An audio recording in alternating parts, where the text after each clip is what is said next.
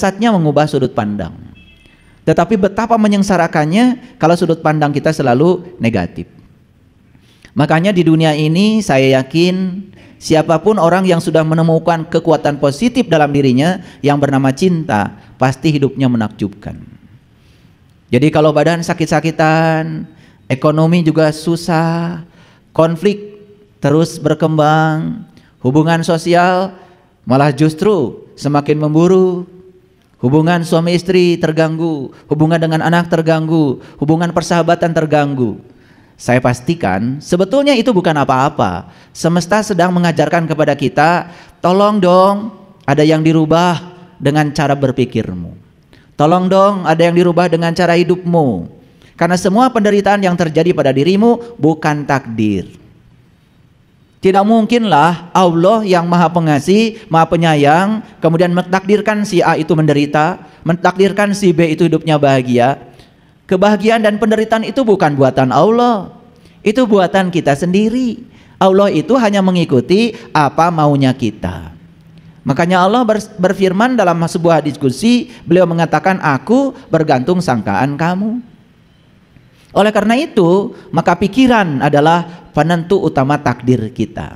Jadi penentu utama takdir kita bukan Allah, karena kreator kehidupan kita adalah pikiran kita sendiri. Allah hanya mengikuti apa yang kita pikirkan, dan dia menamakan dirinya adalah Rabb al-Alamin. Jadi Rabbul Alamin itu bukan pencipta, tapi Rabbul Alamin itu adalah fasilitator, sang kehadiran, sang keberadaan. Apa yang kau cipta di pikiranmu, Allah akan mengikuti apa yang ada dalam pikiranmu sendiri. Dan selama ini, ya mohon maaf, kita terus menerus ya menyalahkan Allah. Jadi seakan-akan Allah itu pilih kasih, si A ditakdirkan seperti ini, si B ditakdirkan seperti itu. Bahkan kita percaya rezeki pun sudah diatur oleh Allah. Yang mengatur rezeki itu kita kok. Kita mau jadi orang kaya, terserah kita. Kita mau jadi orang miskin pun terserah kita. Allah akan mengikuti apa maunya kita. Dan Allah yang maha pemberi rezeki, menyediakan rezeki yang sama buat semua orang. Tak terbatas bahkan. Karena rekening Allah itu tak terbatas. Kita yang suka membatasi Allah. Coba. Begitu ada mobil baru, keluaran terbaru, ada teman bilang, wih mobil bagus ya. Ah, uang dari mana? Tuh. Kita kan yang membatasi Allah. Coba kalau kata-katanya diganti, saya pasti bisa beli, pasti ada rezekinya. Kenapa sih kita ini senang sekali membicarakan yang kita tidak suka, padahal yang tidak disukai itu tidak membuat kita bahagia, bukan? Begitu pergi ke toko sepatu, ada sepatu mahal. Wih, sepatu bagus. Begitu dilihat, wah, mahal. Seumur-umur ya, kalian tidak akan pernah bisa pakai sepatu itu. Coba diganti sudut pandangnya. Begitu lihat sepatu bagus, wih, cocok dengan kaki saya. Warna sepatunya juga cocok banget nih dengan kulit saya. Gitu. Pasti kebeli. Kalau kita berpikir mahal, tidak akan kebeli. Kalau berpikir kebeli, mahal itu bukan urusan Allah. Allah tidak pernah bikin pabrik duit. Yang bikin pabrik uang itu kan manusia, namanya peruri. Betul apa tidak? Nah, yang ringan-ringan dulu seperti biasa. Kajian saya sudah langsung melesat ke atas. Karena hari ini saya akan ngasih ilmu yang luar biasa. Tetapi ilmu ini harus diamalkan ya. Harus dilakukan. Jadi jangan jadi kolektor ilmu. Tetapi ya, kita harus menjadi pelaku dari pengamalan ilmu. Karena kalau kita terus-menerus menjadi kolektor ilmu, maka kita ini seperti bejana kosong yang menampung banyak ilmu. Buat apa?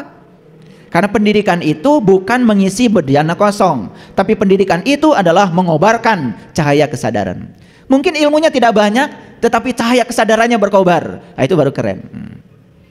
Cirinya apa? Cirinya wajahnya sumringah, ya, awet muda. Senyumnya juga kelihatan ikhlas, gitu kan? Iya. Tatapan wajahnya penuh dengan persahabatan. Memperlakukan orang lain seperti dia memperlakukan dirinya sendiri. Makanya kalau kita mau lihat orang tinggi ilmunya sederhana. Nggak usah dites pakai itu ini. Lihat cara dia memperlakukan orang lain. Itu aja, sederhana. Lihat cara dia memperlakukan pasangannya. Lihat cara dia memperlakukan anak-anaknya. Lihat cara dia memperlakukan tamunya. Gitu. Orang berkunjung ke rumah kita jam 12. Diajak ngobrol aja sampai sore. Dipamerkan semua ilmu. Padahal perutnya sudah kurubu. Ditawarin kopi enggak, ditawarin minum enggak, terus aja memamerkan ilmu seakan-akan dia ahli ilmu. Itu tidak bijaksana namanya. Kalau jam 12 jadwalnya makan, ajak makan. Kalau orang perlu beras, kasih beras. Orang perlu baju, kasih baju. Orang perlu duit, kasih duit. Orang perlu ilmu, kasih ilmu. Itu namanya keadilan. Makanya ada 5 dasar kebenaran. Yang pertama pengetahuan, yang kedua adalah cinta, yang ketiga keadilan, yang keempat adalah pengabdian, yang kelima adalah kesabaran. Kalau 5 dasar kebenaran itu sudah dikuasai dan itu diterapkan dalam kehidupan kita, saya pastikan hidup kita menakjubkan. Bukan kita yang mencari uang, uang mencari kita. Jangan mau dihinakan sama uang. Bukankah kita lebih mulia daripada uang? Kalau kita selalu mencari uang, itu salah kaprah. Harusnya uang nyari kita. Gimana caranya? Kalau ingin sukses harus malas. Ya? Jadi kalau ingin sukses harus malas. Semakin dekat kita dengan pekerjaan, semakin intim kita dengan pekerjaan, saya yakinkan duitnya semakin kecil. Gak percaya ya? Tukang tembok, dekat gak dengan sendok tembok? Dekat dengan semen? Dekat dengan batu? Dekat dengan bata? Dekat dengan abu? Coba. Kerja jam 8 pagi, selesai jam 4 sore. Jeplok, 150.000. Mandornya sudah mulai menjauh tuh dari semen. Lebih besar lagi. Yang punya propertinya, jauh banget. Gak kena kebul. Bahkan tidak pernah lihat semen dia itu. Duitnya banyak. Kenapa? Karena dia malas. Ngerti maksud saya? Ini ilmu tingkat tinggi nih, Yang punya Facebook itu, sekarang sudah ganti nama itu jadi Meta. Itu kerjanya jalan-jalan aja kemana-mana. Nyumbang sini, nyumbang sana, nyumbang sini, nyumbang sana. Lagi tidur saja, rekeningnya numbuk. Betul apa tidak? Nah kita kan beda. Kalau kerja dapat duit, nggak kerja nggak dapat duit. Salah sendiri, tidak membangun sistem. Terlalu dekat kita dengan pekerjaan, sedikit duitnya. Coba belajar menjauh dari pekerjaan, bikin sistem. Yang sibuk di dapur tuh, di restoran, berapa sih gajinya? Yang punya restoran nggak pernah ke dapur. Betul apa tidak? Nah, jadi kalau ingin sukses harus malas. Ini ilmu tingkat tinggi nih. Tapi jangan salah ya. Dia aja dari kecil bukan begitu ya. Jadi oleh karena itu siapkan masa depan itu dengan pasti. Kapan? Di sini, saat ini, sekarang. Jangan berjudi. Membiarkan masa depan kita dalam ketidakpastian itu namanya judi. Nah itu judi yang berbahaya itu sebetulnya, membiarkan masa depan kita dalam ketidakpastian. Ya sabung ayam bahaya karena menyakiti ayam. Main kartu berbahaya, nyakitin kartu. Kan sakit kartu, betul nggak? Gitu. Tapi membiarkan masa depan kita dalam ketidakpastian itu jauh lebih berbahaya. Jadi jangan-jangan kita ini sangat benci kepada para penjudi. Jangan-jangan kita adalah para penjudi kelas kakap karena membiarkan masa depan kita dalam ketidakpastian. Kamu sholat. Diterima gak sama Allah? Wallahu alam. Judi. Kamu haji. Diterima gak? Mabrur apa tidak? Wallahu alam. Judi. Harusnya kita bisa memastikan kalau sholat kita itu diterima Allah. Dalam kitab Al-Hikam Ibnu Atha mengatakan, untuk tahu sholatmu diterima oleh Allah, gak usah tanya Allah, gak usah tanya malaikat. Tanya saja diri kamu, habis sholat perubahan apa yang terjadi? Habis sholat marah-marah, habis sholat kesel, Habis sholat bicarakan orang. Wah, mulutnya tidak terjaga. Berarti sholatmu itu nggak benar. Ada yang harus diperbaiki. Sedang sholat itu bukan tujuan. Sholat itu adalah sarana mencapai tujuan. Kan tujuan sholat itu akhlak. Aqimis sholat, inna sholat tanha anil fahsya wal munkar. Jadi puncaknya sholat itu akhlak. Paham? Oke. Baik, sekarang. Hari ini saya akan berbicara kecerdasan. Apa sih kecerdasan itu? Awas. Kecerdasan tidak sama dengan kepintaran. Kalau kepintaran itu ranahnya intelektualitas. Itu dalam bahasa akademik disebut aspek kognitif. Maka di situ banyak sekali tuh ahli-ahli psikologi yang sangat terkenal, yang telah menganalisis bahwa intelektualitas manusia itu yang disebut dengan aspek kognitif itu ada 6 tingkatan. Tingkatan yang paling rendah disebut mengingat. Tingkatan yang lebih tinggi dari situ disebut memahami. Lebih tinggi dari situ namanya menerapkan. Lebih tinggi dari situ namanya menganalisis. Lebih tinggi dari situ namanya mengevaluasi. Nah, yang paling tinggi keterampilan berpikir namanya adalah mensintesa, mencipta. Nah, itu dibangun di dunia akademik. Itu pun kalau benar gurunya ngajarnya. Kalau guru itu mendikte, guru itu suruh mencatat, membaca dan menulis, tidak mengembangkan keterampilan berpikir, ya tentu saja yang ada sekolah cuman mengingat. Makanya orang tua kan kalau nyuruh sama anak pakai bahasa Sunda, ujang nyai gerang ngapalkeun. Tuh kan. Dianggap ngapalkan itu belajar. Menghafal itu bukan belajar itu. Menghafal itu tidak termasuk, belum masuk belajar itu. Belajar itu berpikir. Hasil proses belajar, keterampilan berpikir seseorang itu meningkat. Itu yang disebut dengan solve problem. Nah, itu aspek intelektualitas, aspek akademis. Sehingga jangan heran kalau ada orang sekolahnya tinggi tetapi mohon maaf masih melakukan tindakan-tindakan yang melawan hukum dan norma. Masih korupsi, masih merugikan negara, masih merugikan masyarakat dengan jabatannya. Padahal sekolahnya tinggi. Karena memang sekolah tinggi yang diasah adalah intelektualitas. Nah, saya sekarang tidak berbicara dimensi itu. Saya bicara dimensi lain, namanya kesadaran. Nah, kesadaran itu adalah ibunya kecerdasan. Nah, kecerdasan itu dalam bahasa asing sering disebut dengan intelijensia. Nah, intelijensia berhubungan dengan kesadaran. Nah, oleh karena itu, maka kecerdasan itu adalah kemampuan seseorang dalam beradaptasi terhadap perubahan. Apa kecerdasan? Kemampuan seseorang dalam beradaptasi terhadap perubahan. Nah, sekarang selesai kajian ini kita bisa ngukur, kira-kira saya ini cerdas apa tidak? Bisa diukur tuh. Nah, bukan sekedar itu, berapa tingkat kecerdasan saya? Itu bisa dilihat dari kemampuan kita beradaptasi terhadap perubahan. Apa sih yang abadi di semesta ini?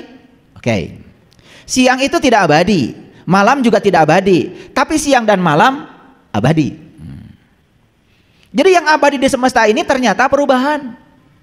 Dan perubahan itu ya oleh orang-orang yang sudah mencapai kesadaran tinggi sudah diklasifikasikan termasuk pada aspek hukum alam. Jadi kecerdasan itu sudah menjadi hukum alam sekarang. Perubahan itu sudah menjadi hukum alam. Nah, kalau perubahan itu hukum alam, kemudian kita melawan hukum alam, ya siap-siap saja kita akan jadi orang yang idiot alias bodoh. Jadi ciri kecerdasan itu adalah ditandai dengan kemampuan seseorang dalam beradaptasi terhadap perubahan. Paham sampai sini? Oke. Awas ya, selesai kajian ini langsung evaluasi. Kira-kira saya cerdas apa tidak? Awas, saya tidak bicara pintar. Kalau soal kepintaran, ya nggak usah dibahas lah. Hafalan kalian banyak. Betul nggak? Iya. Al-Ikhlas hafal. Al-Falaq hafal. Anas hafal. Ayat kursi, wah paling dulu hafalnya. Gitu. Karena ayat-ayat itu ayat-ayat penting ya, untuk ngariksa diri dari jin dan kuntilanak, kan begitu. Saya tidak berbicara itu, ya, tidak bicara itu. Saya berbicara kecerdasan. Karena hafalan-hafalan kita itu nggak penting. Apalagi ketika kita tidak mengerti dan bisa menerapkan apa yang kita hafal. Yang akan menolong kehidupan kita bukan hafalan, tapi kompetensi. Makanya masih ingat ya, pernah rame kan, kurikulum kita diganti dari kurikulum lama jadi kurikulum berbasis kompetensi. Karena sebetulnya yang akan menolong kehidupan kita itu adalah kompetensi. Kita punya keterampilan apa dalam hidup, itu yang paling penting. Oke, baik, kita lanjutkan. Sekarang saya masuk dulu sebuah rahasia.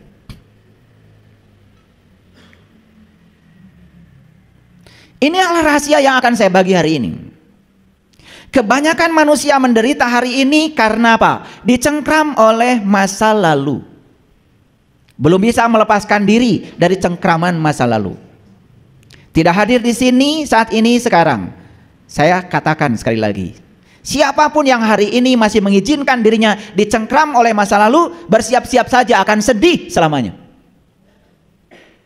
Makanya belajar agama, belajar spiritual, satu-satunya ya, salah satunya yang dibangun kompetensinya adalah melonggarkan cengkraman masa lalu. Makanya intisari semua agama sama. Apa itu? Berserah diri. Makanya di Islam kita mengenal ada ayat inna din indallahil Islam. Sesungguhnya intisari agama menurut Allah adalah pasrah. Pasrah bahasa lainnya adalah berserah diri. Nah, saya sudah jelaskan ya di kajian sebelumnya. Mungkin sudah hatam ya. Berserah diri itu artinya adalah menerima saat ini tanpa syarat. Menerima saat ini tanpa penghakiman. Tidak diizinkan pikiran kita terjebak pada benar salah, baik buruk. Semua realitas adalah kebenaran. Setiap kebenaran cuma satu, terima. Terima. Ketika kita sudah mampu menerima realitas apa adanya, itulah yang disebut dengan berserah diri tanpa syarat. Ini harus dilakukan. Kalau hari ini kita masih hidup, inilah saat ini. Besok masih hidup, saat ini. Lusa masih hidup, saat ini. Perlakukan setiap waktu sebagai saat ini dan terima saat ini apa adanya tanpa penghakiman. Damai selamanya. Karena yang disebut dengan masalah itu adalah ilusi pikiran. Karena pikiran diizinkan oleh kita menghakimi. Ini benar, ini salah, ini baik, ini buruk. Silahkan, terus begitu. Capek hidup kita.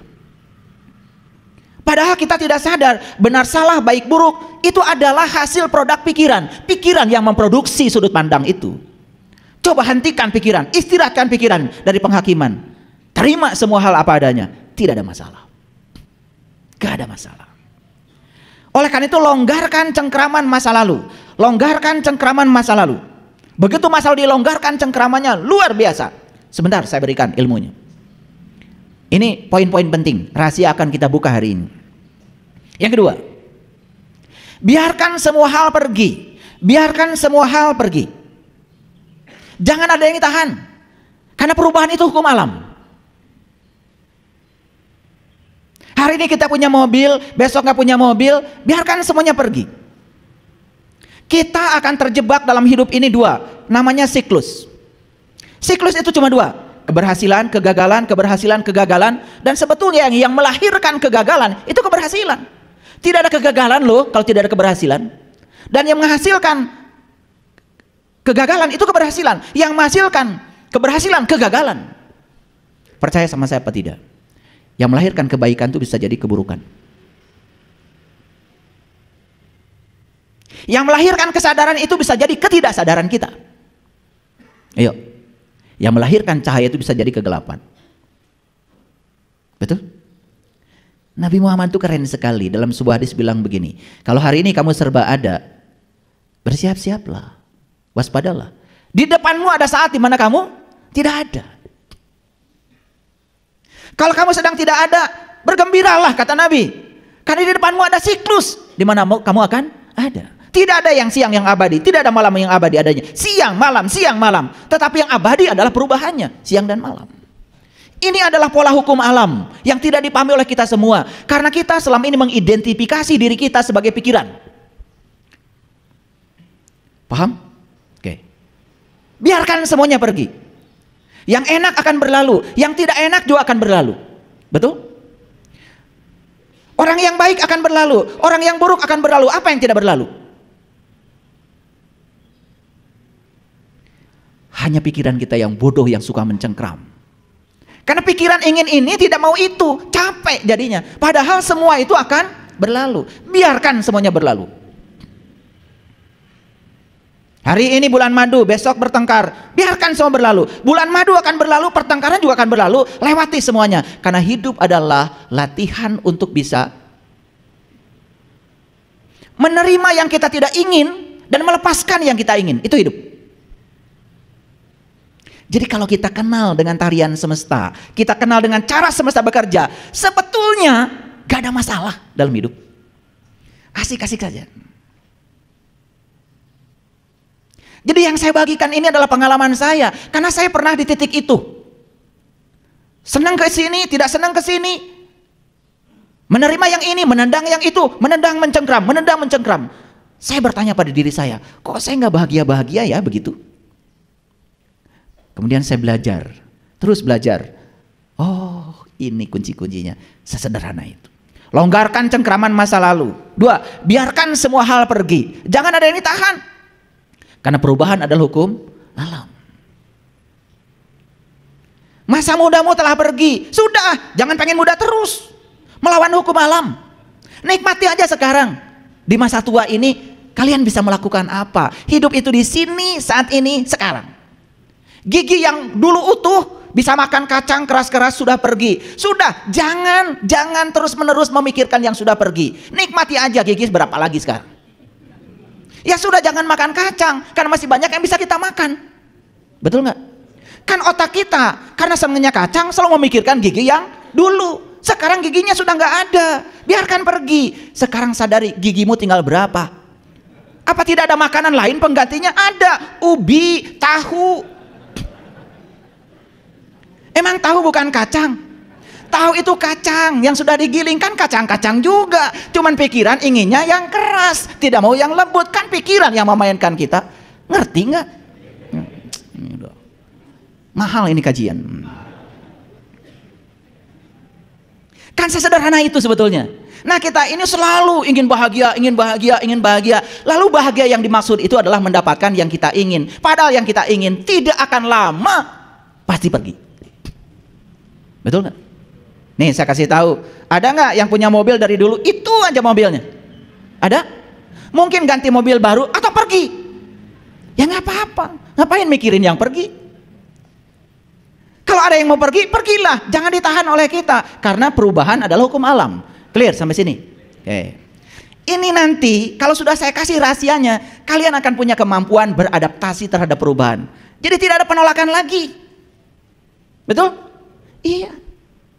Ini wajah-wajah yang menua ini, masalahnya cuman selalu terpikat sama memori. Yang dibicarakan itu, oh dulu, waktu saya sedang menjabat, dulu. Kan sekarang kamu sudah tidak menjabat lagi. Itu sudah lewat, hidupmu saat ini. Betul? Makanya orang yang selalu terpikat dengan masa lalu, dia akan kehilangan berkahnya hari ini. 3, rahasianya, pahami sifat pikiran. Pahami sifat pikiran. Apa yang paling utama dari pikiran? Pikiran itu senang ketika dia mendapatkan yang dia ingin. Dan setelah dia mendapatkan yang dia ingin, dia melekat pada yang dia ingin. Dan yang luar biasa, dia akan mengidentifikasi dirinya dengan yang dia ingin. Padahal yang dia ingin tidak akan selamanya ada bersama dia. Pada saat yang dia ingin pergi, akibatnya pikiran akan marah, menolak. Betul? Iya. Makanya penyakitnya sederhana, migrain. Saya kasih tahu ya, kalau kalian migrain itu nggak usah minum obat sakit kepala. Telusuri dari mana nih migrain itu. Migrain itu jelas ada kemelekatan pikiran karena dia mengidentifikasi diri dengan yang dia ingin. Paling yang dia ingin pasti akan berlalu. Itu saja. Sederhana kok. Sederhana kan? Nah, kalau ngaji dengan saya sederhana, tapi bisa dipraktekkan. Saya tidak menjanjikan apa-apa kok. Tetapi saya menjamin siapapun yang mempraktekkan ini akan mendapatkan hasilnya di sini saat ini sekarang. Gak tahulah namanya apa itu, pahala atau pahalu, saya juga gak ngerti. Saya tidak pernah menjanjikan apa-apa. Tapi kalau dipraktekkan, hasilnya kita nikmati di sini saat ini sekarang. Oke, terasa? Ngerti sekarang sifat pikiran? Pikiran itu sukanya yang dia ingin. Dan ketika dia mendapatkan yang dia ingin, dia akan melekat pada yang dia ingin. Dan setelah itu dia akan mengidentifikasi diri sebagai yang dia ingin. Contoh, dia mengidentifikasi sebagai orang kaya. Pasti tidak siap tidak kaya, bukan? Salah pikiran mengidentifikasi orang kaya. Padahal jadi orang kaya itu tidak abadi. Suatu saat akan ada siklus di mana dia tidak kaya lagi. Supaya dia merasakan sebetulnya tidak kaya itu hanya sedang merasakan betapa sesuatu itu terasa adanya kalau sudah tidak ada. Paham maksud saya? Kan kalian udah punya pengalaman. HP dekat dengan kalian. Begitu HP tertinggal, panik bukan? Kan terasanya adanya HP itu kalau sudah tidak ada. Apalagi hilang. Jadi sebetulnya ketika kita diambil bagian kita oleh Allah sementara waktu, Allah sedang mengajarkan betapa yang ada pada kamu itu sangat berarti. Dan terasa berartinya ketika tidak ada sementara. Kalau ada terus, kalian tidak akan bersyukur. Mungkin ada yang punya pengalaman kan? Alah dulu ketika jaya 100.000 itu, wah. Tapi sekarang 100.000 tidak ada. Terasa sekali betapa luar biasanya 100.000. Ngerti maksud saya? Jadi Allah hanya sedang mengajarkan itu pada kita, bukan menyiksa, bukan mengazab. Tidak mungkin dia Allah yang Maha Pengasih mengazab hambanya sendiri. No, tidak. Dia sedang mengajarkan kepada kita untuk belajar merasakan kedewasaan. Itu saja. Terasa? Oke. Yang keempat, bebaskan kebergantungan pada wujud. Karena semua yang berwujud ini pasti berubah. Betul? Sebelah sini nih, ingin istrinya muda terus. Kemudian diidentifikasi oleh pikiran bahwa istri saya tetap cantik, tetap muda. Faktanya berubah.